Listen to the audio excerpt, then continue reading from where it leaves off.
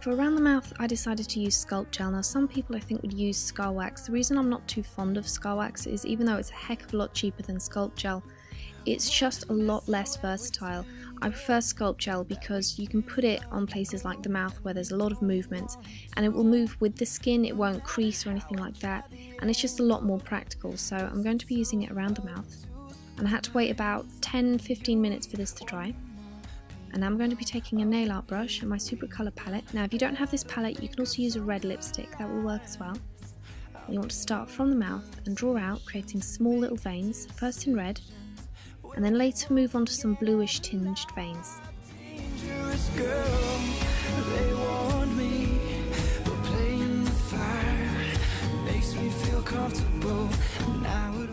This part was quite fun to do. This is called tooth enamel and it looks disgusting, it tastes disgusting, but you can get some awesome effects with it. So what you need to do is you need to make sure that the teeth are dry, and you have to keep your mouth open while you've applied it and wait for about 30 seconds for it to dry.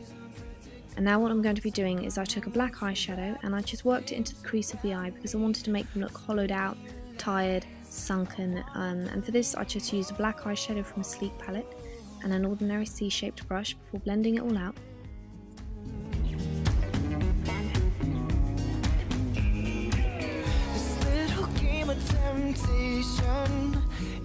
Funnily enough, this part was the hardest part, and that was getting Kimmi's skin to look dead, because Kimmi's got really nice skin, it's really healthy, really glowy, and so I had to take it down a couple of skin tones, and I also had to make it look dead, which wasn't easy and easily took about an hour to do.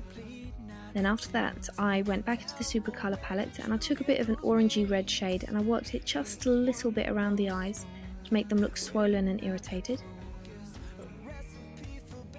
Blood, I just used red food colouring, and one of my favourite ways to apply blood is just to get any kind of old paintbrush that you don't want to use, literally cut the heck out of it so that it's a complete and utter mess, and use that to apply it, because then the effect you'll get is very random, which is how it's meant to look. It can't look too methodical. With the Sculpt Gel I also created a gash across Kimmi's collarbone, and after I'd done this and applied the blood, I took a black eyeshadow from the Sleek palette and a blending brush, and I worked this into Kimmi's collarbone because I needed to make her collarbone and her neck look quite gaunt and like it was shrinking and slowly decaying.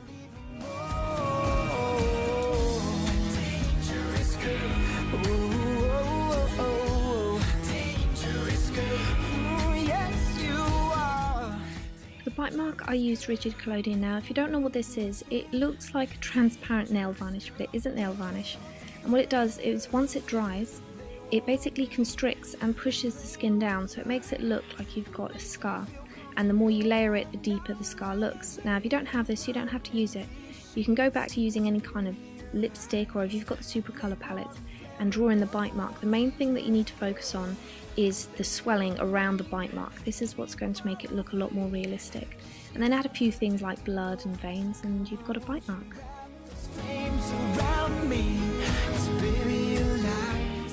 And then to finish off, I just put a bit more shadow underneath the eye, just to make them look a little bit more hollowed out. Then I put blood everywhere, and that's it.